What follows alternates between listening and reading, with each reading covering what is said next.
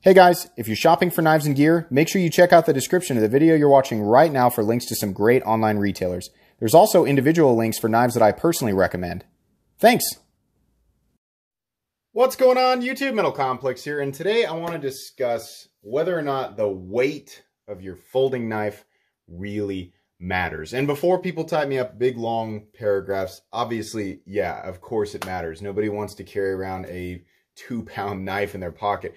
But you guys know, a lot of you have been subscribed to my channel for a long time. I like to cater to new people. There's always new people flooding into this knife world, people who are just discovering this hobby, right? And they're hearing all of these sort of, terminologies and mannerisms and things that are confusing, and they lead people to believe one thing or think one way based on a limited amount of information on what this other person who's been a part of the knife world for a long time is actually trying to say. And so I'm going to offer my thoughts and some clarification, but as usual, my word is not law. I am not a professional. I am an individual person. I'm just another knife person, just like you guys, and I have my own thoughts on this stuff. And so I'm going to offer a little bit of that and help clarify a couple of things. Be sure to follow me on Instagram at metal_complex. And also, I'd like to say thank you to my generous patrons who are supporting me right now. If you'd like to get your hands on some of these cool stickers and some other benefits, there is, of course, a link down in the description. You're supporting me in the world to me. I'm going to try not to make this video super long because I don't think it's super complicated and it's not going to require my usual 20-minute ramble. I've got a bunch of knives laid out here that I think cover what I think is the common realm for EDC on the low and the high end. Obviously, there are knives that weigh less, and there are knives that are much more gigantic and weigh more. But as far as my experience on Instagram and YouTube and just talking with all these people that, are into this kind of stuff, for all the way down here with this little teeny tiny Spyderco and FRN, and all the way up to the XM24, we're looking at a weight range. Let me weigh this guy. I actually didn't do that before the video. We will weigh this little Spyderco Ladybug here real quick. It comes in at basically ½ ounce, and the XM24 comes in at 7.5 ounces. So there's going to be a whole bunch of people, right off the bat going, wow, that XM24 is way too big and way too cumbersome to carry. Yeah, actually, it's outside of my realm, my range of carry as well. I own this knife and I love it, but it's outside of the realm of, I would say, like practical for EDC for me, right? But I have my own range. It's very important for everybody to realize that everybody has a unique idea of this and what they're comfortable with carrying. Everybody does different things throughout the day. They wear different types of pants. Some people are much shorter. Some people are much taller, much larger, right? So what's practical for them is completely and totally different based on their work setting, their how adapted they are to the knife, the size of the person, what they use their knife for. There are infinite variables. There is no one perfect system for this. However, there are some common systems in place. A lot of these knives, by the way, you can find in links down in my description. There are some common systems in place. And one of the first ones that I remember experiencing was watching Nut and Fancy. He had this rule about 4 ounces or less. It didn't so much matter about the profile. It didn't so much matter, about the blade length. Those were in there. But his rule, if I remember correctly, I haven't watched Nut and Fancy for a long time, but I did enjoy his channel for a long time. But his rule was 4 ounces or less. And that rule was based on the idea that that he would be carrying a lot of other things, right? He generally, is talking about, carrying a multitude of other items. And the idea is to, get the maximum amount of utility out of the object for the amount of weight that it has. And his line was 4 ounces, right? That's okay. That makes sense to me. A lot of people go by that. But if you're only carrying a knife, then that system and that rule is kind of out the window, and your own preferences are much more overpowering, right? So it makes much more sense to go by your own preferences if you're not carrying a whole bunch of other stuff. Unless that is a personal rule for you for, maybe another reason. Another pretty good system, one that I, kind of go by, like I kind of like at least, pay attention to it a little bit when I review a knife, because it seems to be a fairly universal standard of appropriate for carry, is the ounce and inch thing. And I don't know if Nick Shabazz came up with this or he got it from somewhere else, but the idea is for every inch of blade length that you have, you want it to, this is a great example, the Benchmade Mini Crooked River. For every inch of blade that you have, you don't want it to go over that exact amount in ounces. So for example, the Mini Crooked River here, blade length comes in at about 3.4, right? And then your weight on this guy, excuse me, cup. The weight on the Mini Crooked River, sorry if you guys can't see this, is, boy, that doesn't weigh, that hardly weighs anything. I think maybe we're off the deal there a little bit. Let's reset it here real quick so we can get an accurate measurement. Weight on the Mini Crooked River is coming in at 3.49 ounces. So that's almost exactly on the ounce and inch mark, right? That's great. It's got great ratios. Oftentimes knives like that are very balanced. And that means that where you're placing your index finger is very near the point of balance on the knife, right? And in this case, it is almost exactly on. And that's nice because it can make the knife feel lighter than it actually is and a little more wieldy. Now, does that mean that anything outside of those ranges is impractical or not good? No, not at all. In fact, my own personal system, I have a generic weight range that I find to be comfortable for me. If you guys want to know what I carry on my person every day, generally my wallet is in my back left-hand side pocket or right-hand side, whatever. And then in my left pocket, I usually have just my phone, maybe a flashlight, not likely, depends on what I'm doing, right? Maybe 10% of the time I'm carrying a flashlight. My right-hand side pocket has nothing in it but a knife. The other open pocket might have something little teeny tiny like this, like a backup knife, maybe like the Victorinox Cadet, right? Just in my right pocket is that knife, right? So that space that's in that pocket, right? I wear normal jeans. I wear regular jeans. I don't wear skinny jeans. I don't wear overly tight jeans. Not coming down on anybody who does, right? I don't generally wear athletic shorts when I'm out and about. I just like to wear regular jeans, maybe cargo shorts every now and then. I'm like that year round. I like the roominess in my pants. I like the roominess in the pockets, right? It's comfortable. So, what I've found based on what I don't want to adjust my wardrobe around what I'm carrying, right? I want to wear what I'm going to wear, and then the knives that fall into the zone of comfort, right? Keep doing this. Comfort, right? Those are the knives that I'm going to prefer. Now, because that is my setup, my weight range is a little bit higher, I think, than a lot of people. I like to carry full size. I live in Kansas. That's another, big part of this. Where you live and what is legal to carry, right? I can carry knives of any size here, any, type, any deployment method, whatever. So I've got a wide range, right? Now, I like a little bit of solidity. I don't like knives that are, me personally, I don't like knives that are so ultra lightweight that I might forget that they're in my pocket. I have washed so many ultra lightweight knives. Drives me crazy. It's a miracle that I still have my Victorinox Cadet, which is out in the truck right now. It's why it's not in this video. I've washed that thing 4 or 5 times. It's a miracle that I still have it and it's not gone, right? So I got to be careful at that. So I like knives a little bit of solidity, so it reminds me that it's there in the pocket. I also like the feeling of a knife that fills the hand, right? I don't know what it is about that. Balance is not so much. I appreciate the quality of balance, right? I like a knife that fills the hand. It feels like I'm locked in when I really have to use it hard. If I really have to use it hard, I like knowing that my hand is locked into that thing. And excess thickness is not necessarily something that is going to, make that better. But I like feeling like I've got a hold of the object. I don't like materials that are, really flimsy feeling or cheap feeling because it makes me kind of second guess the tool. Even if the tool might be capable enough, it makes me second guess it. I don't want to be thinking about that while I'm doing a cutting task. I want to just do the task, put the force into the knife that I feel like it can take, and get it done and put it back in my pocket, right? So I like a little bit of heft and solidity. So my range, a lot of you guys have heard me say this, is between 4 and 6.5 ounces. For whatever reason, after the 6.5 ounce mark, the knife starts to get heavy enough that there's a little bit too much of my subconscious paying attention to this heavy anchor in my pocket, right? And then thickness, I've got a weird line, sometimes I always say it's about, as thick as a knife that I enjoy carrying or that I feel is appropriate is about the XM18 3.5 inch. If it starts to get thicker than that, like on the XM24, longer, wider, right? Then it's a bit weird. It's a bit out of, you know, it makes the knife feel that much more cumbersome combined with the weight, right? I've said this a million times. I think the profile of the knife up to a certain point matters way more than the weight if you're just carrying one or just a few objects, right? I think the profile is so much more important.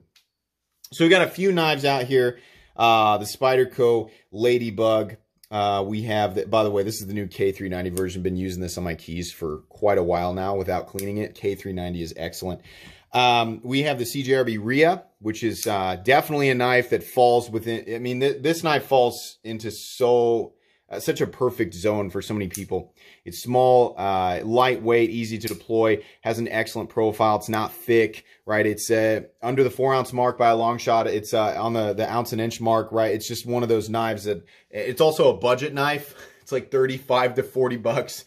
I mean, it falls within the realm of perfect for so many people, right? Spyderco Para 3, longer, wider, heavier. This is the knife that I carry more often than any other knife in my collection. It's not so much because it is smaller and because it's lightweight. It's because I really like the combination of the compression lock and the opening hole. That's convenient for me, right? The profile and the weight doesn't bother me, so I'm good there. This is a Microtech Troodon. It's the smaller one, and it's kind of like a small rectangle. And so in a lot of ways, this is an excellent carry profile. In fact, in most ways, it's an excellent carry profile, just being a long rectangle that's not super thick. It's also not a large knife. It's not a heavy knife, right? Easy to carry. Spyderco PM2, perfect example here of a knife that is a bit awkward in terms of profile, right?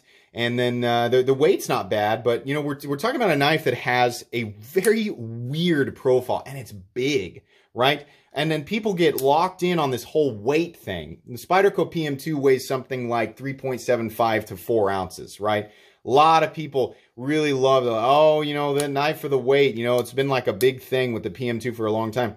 This has a weird profile and people are just okay for the most part with the PM2 because it falls within, you know, a lot of the realm of the right ratios, right? That's part of the reason why the PM2 has been popular for so long. I would argue it's just ridiculously easy to manipulate, and it is incredibly ergonomic, and a lot of people find preference in that, right? That's why I always use the PM2 and the Para 3. I say, you know, let's do length and height up against two knives that are a bit awkward, but nobody ever seems to complain about. That's my point. This is my dig at that. It's funny that people get hung up on the weight there. We've talked about the Crooked River. I mean, falls right there. I mean, it is an excellent knife, and it just happens to fall into that realm, right? Of perfection. So these are all, you know, extremely acceptable as far as like what most people consider, by these standards that everybody has heard of, like what most people consider to be very acceptable. Here are some much larger knives that some people carry and that I find that I personally do enjoy in the pocket, up to the XM24. My XM18 3.5 inch Fullard spear that it has no flipper. It's a non-flipper. This has a titanium scale added to it that is not milled out. All the new scales for Hinder have been milled out, reducing the weight of the scale by probably 1/4 ounce to 1/2 ounce, something like that. My XM18 comes in at 6.1 ounces. It has a 3.5 inch blade, which means it is well over the 4 ounce mark, and it is well over the ounce and inch mark as far as those ratios go. This knife is totally reasonable for me to carry. I like carrying it. Why? Because it's not too thick for me. It's not too long for me. Because it doesn't have a flipper tab. It doesn't make it excessively wide in the pocket. It is a bit heavy. But it's the profile and the angle that it carries in my pocket that makes this easy for me to carry. And after, I would say, 30 minutes of this thing in my pocket, I all but forget that it's there. You know, despite, you know, this being a smaller knife, the Benchmade Crooked River is smaller, thinner, lighter, right? After about 30, 40 minutes for me, my subconscious can't tell the difference because of the fact that I'm only carrying a knife in my right-hand pocket and because I'm wearing regular jeans. It's just, there's such a wide range there of what's comfortable and acceptable to me. This knife is also heavy, and it's about the same length as full titanium. But the reason that I don't carry it as much is because of the position of the pocket clip, the angle of the carry, right? It's not so much, I mean, the profile is fairly similar to the XM18. The butt end is a little bit weird, but it's the carry position, the shallowness of the pocket clip that makes it a bit awkward for me. I could care less about the weight. And you know, as far as the amount of room it takes up in my pocket, it's fine. It's the angle for me. This is the new Andrew Demko 8020, which is excellent. I don't know if we've unboxed this yet on the channel or not. If we haven't, then here's your sneak peek. Let's move this down here real quick. So this knife, these do come in full titanium. This one is, it's got a thick blade, but it's G10. So the weight on the 8020 coming in about the same as the XM18. And that's funny. It's a little bit taller than the XM18, but coming in and out of the pocket, I realized that despite this being a big object, it really doesn't bother me at all. And the pocket clip allows it to carry at a great angle. It's just really not, I mean, you get a little bit more sticking out of the pocket maybe than the XM18. Yeah, a little bit more. Not as much as the Strider here. That's something that really bothers me, the amount of butt that sticks up out of the pocket. But again, you know, in terms of thickness, I think we're looking at pretty similar to the XM18. Maybe a little tiny bit thicker, but this is a big knife. It's a heavy knife, but there's nothing crazy wide about it. It's heavy, but I get a lot of enjoyment out of that thing. And also just, I mean, that thing, what a tool. Holy cow, that lock on that guy. We're going to talk about that when we review it, but it's easy to manipulate, right?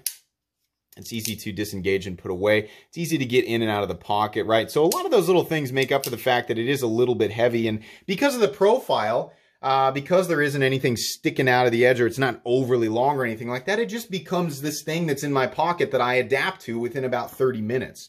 Here's an example of a really long knife that is very easy to carry. This is the new Microtech Dirac Delta, or Dirac Delta, which I think Dirac Delta is it an equation or something that they use in architecture? I don't know. I have to research that a little bit before I talk about this a little bit. Somebody can fill me in the comments if they want to. But yeah, this thing is very long, very slender, and does not come in heavy at all. Sorry, the top of my mat here is, I'm going to make sure and get this all in frame and not have it go over the edge. But this is 4.44 ounces for a 9¼ inch knife, and I think the blade length is something like 3.75 or something like that. So, I mean, not completely in the realm of, you know, those ratios there, but still really good. And I found that this is excellent. This is super easy to carry because it's slender, and you know, the depth of my pocket is just a little bit longer than that knife, so that doesn't cause a problem for me at all. When I do get to a point where it causes a problem, this is a great example. I love my Dark Horse XM24. And just because I don't carry it or I find it uncomfortable to carry doesn't mean that I want to get rid of it. No, I love it for other reasons, right? This is a little bit too thick. It's a little bit too wide. It's a little bit too long. And on top of that, it's 7.5 ounces. That's when, for me, it starts to get uncomfortable, right? The amount of utility that I'm going to get out of it in my day-to-day life, the amount of enjoyment, that's another factor. People like to come at this argument as a robot that's only concerned with utility. I am only concerned with mathematic ratios that are optimized for me.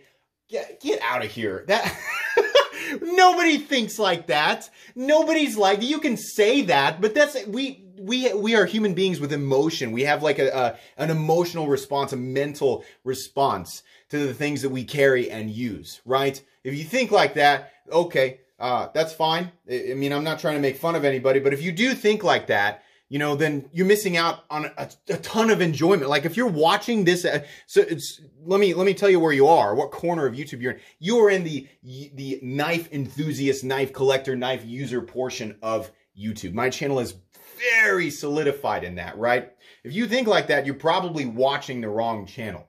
But you know, some people do think like that, but in my opinion, you're missing out on a lot of the enjoyment that comes along with this world. These knives definitely are built as tools, but they are also 100% meant to cater towards the user, the collector, right? The people who have an emotional response to these types of objects. So yeah, of course that plays a role. Of course that does. Even if you say that it doesn't, for the vast majority of the people who are watching this video right now, 100% it plays a role. You carry that object because it can cut. This knife, you're going to carry it because it can cut, but also because it brings you joy and happiness, and it fits, right? It makes you feel good. You can go about your day and do what you're going to do,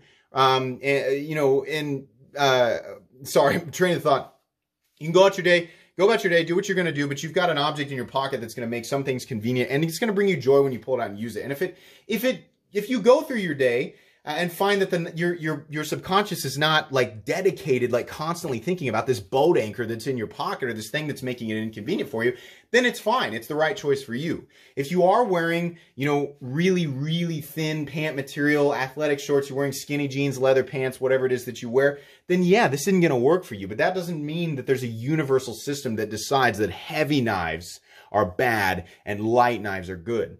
Now, if somebody tells me that they EDC a Medford Praetorian tie every day, I'm going to say, oh, okay, I guess if you found a way to adapt to that, but there's an example of a knife that is, for me, excessively thick, excessively wide, my brain would constantly be focused on the fact that that guy was in my pocket. I just couldn't do it. I love the object for what it is, 100%. The knife doesn't need to make sense for me in a day-to-day carry scenario for me to love it. I used to own that knife and I did love it, but it didn't get carried. I don't care that it is a knife and is meant to cut. The part of me that is an enthusiast and a collector and has an emotional or mental response to these objects appreciates it for what it is. But, as far as knives that I carry, the reason that I, tend to carry heavier knives is because they don't bother me. That's what it comes down to. You should, if you're new to this knife world, you do not have to lean hard into any one system. Put the knife in your pocket and ask yourself, does this bother me? Carry it throughout the day. Are you constantly aware of this thing in your pocket? Is your mind constantly on it to the point where you can't focus on whatever it is that you're doing?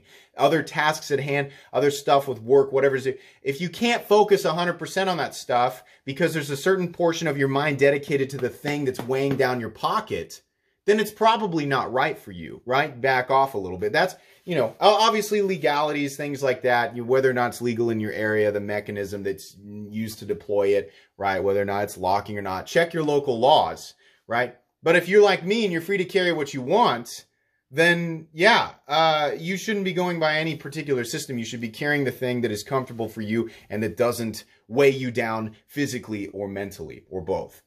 All right. This still was 22 minutes long.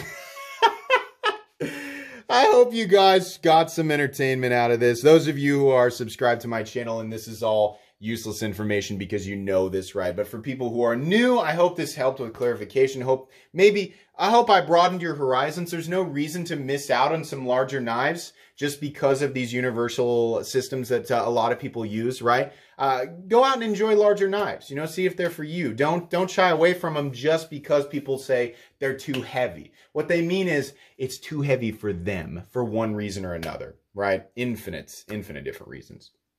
Please follow me on Instagram at metal_complex. Like I said, many of these knives will be available in links either into general retailers that I recommend or in specific links down in the description. So check that stuff out. Guys, that's going to be pretty much it today. If you enjoyed this video, please leave a like. If you'd like to check out my other content, I do, of course, have lots of videos of knives that are either expensive or inexpensive that I do or don't like. So check those out. And if you enjoy all my content, go ahead and click on that Metal Complex logo right there and subscribe because there's definitely more coming.